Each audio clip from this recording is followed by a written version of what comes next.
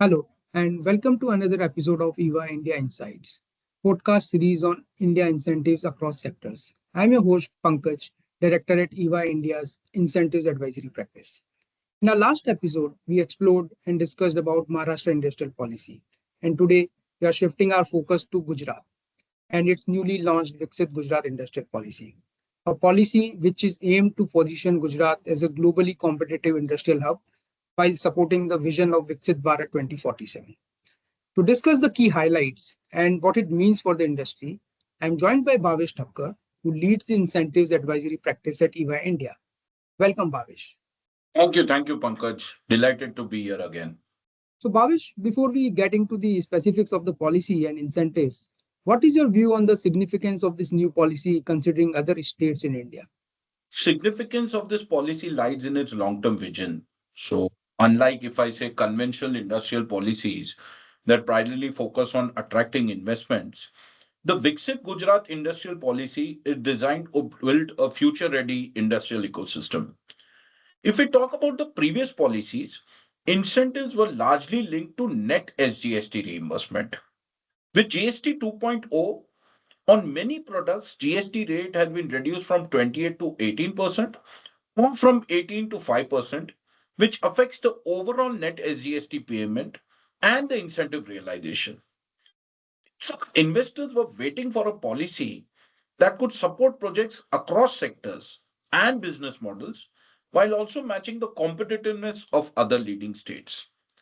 I think Gujarat has responded well with this policy by introducing a flexible combination based incentive framework that gives investors more options and improves the overall attractiveness of investing in the state.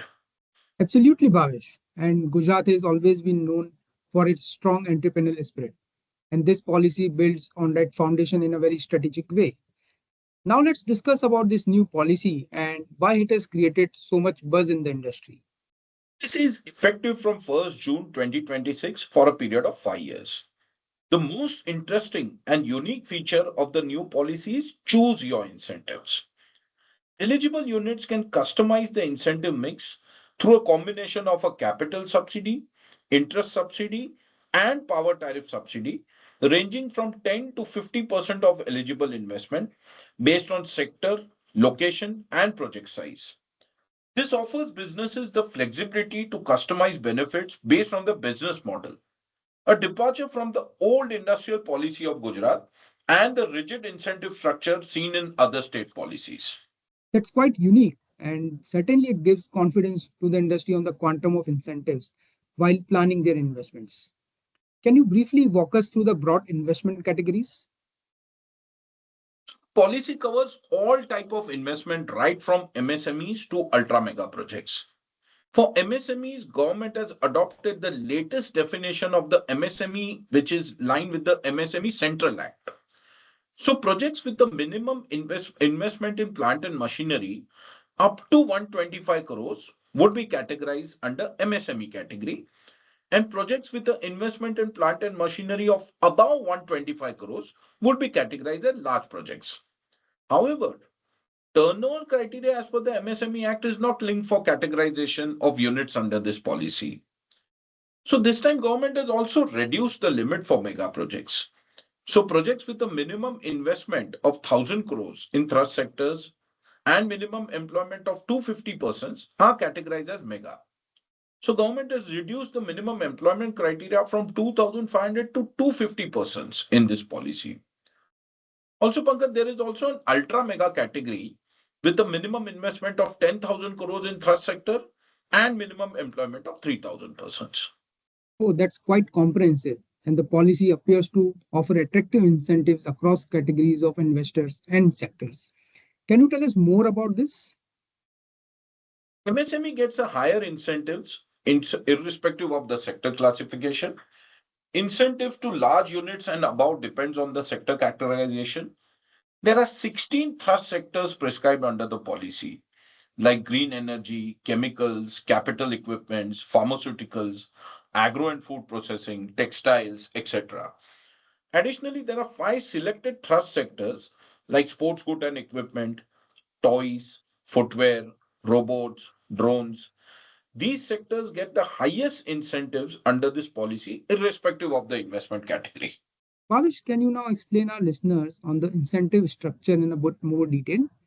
So traditionally, most state policies prescribe a fixed incentive structure. Gujarat has taken a different approach. So instead of a one size fits all model, eligible businesses can choose a customized combination of a capital subsidy, interest subsidy, and power tariff subsidy, subject to an overall incentive ceiling. Completely agree. And this certainly sounds like a more practical approach from a business perspective. Let's start with MSMEs, which continues to be the backbone of Gujarat industrial ecosystem.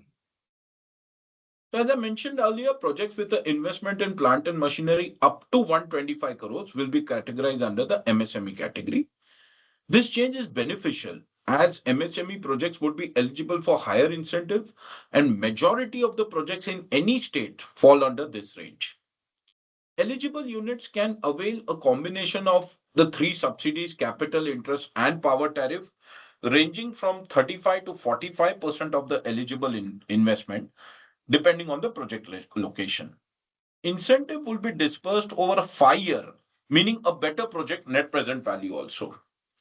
In addition, there are other incentives like electricity duty exemption for 5 years, capital subsidy on investment in cleaner production technologies, ZLDs, etc. That's quite attractive, and I must say that the policy has placed significant emphasis to support MSMEs in the state.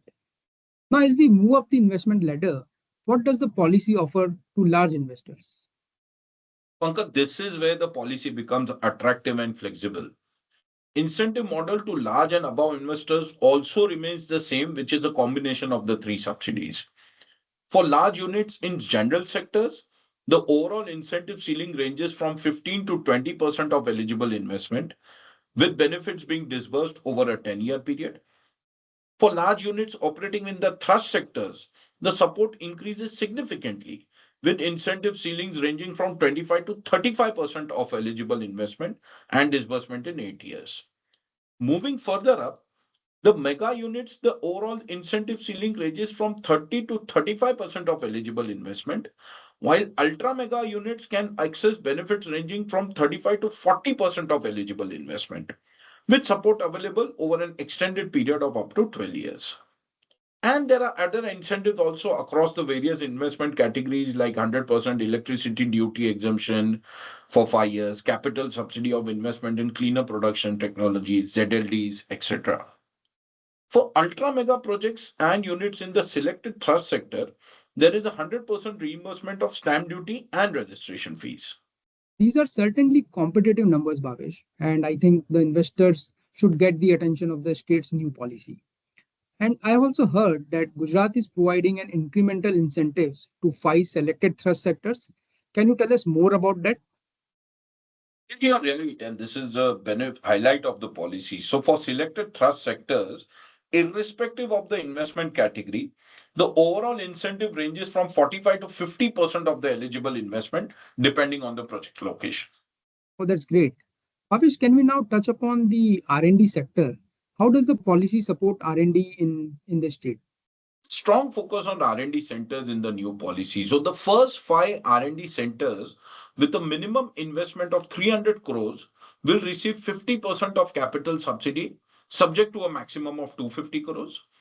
Other R&D centers with a minimum investment of 100 crore will get a capital subsidy of 25%, subject to a maximum of 100 crores.